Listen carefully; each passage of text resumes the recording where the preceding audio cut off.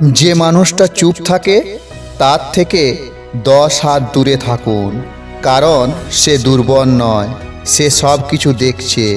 বেশিরভাগ মানুষ রেগে গেলে চিৎকার করে, কিন্তু বুদ্ধিমান মানুষ চুপ হয়ে যায়।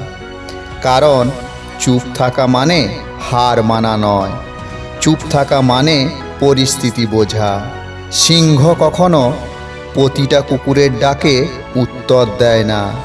যারা সব সময় নিজেকে প্রমাণ করতে চায় তাদের ভেতরে আত্মবিশ্বাস কম থাকে। আর যারা নিজের মূল্য জানে তারা চুপচাপ নিজের কাজ করে যায়। তোমাকে অপমান করা হয়েছে, প্রতিশোধ নয়। নিজেকে এতটা সফল বানাও যাতে তোমার সফলতাই উত্তর হয়ে যায়। মনে রেখো, নীরবতা অনেক সময় হাজার কথার থেকেও বেশি শক্তিশালী। যদি তুমি বিশ্বাস করো যে নীরবতাই শক্তি, তাহলে ভিডিওটি লাইক করো এবং হাজার খুশি চ্যানেলটি সাবস্ক্রাইব করো।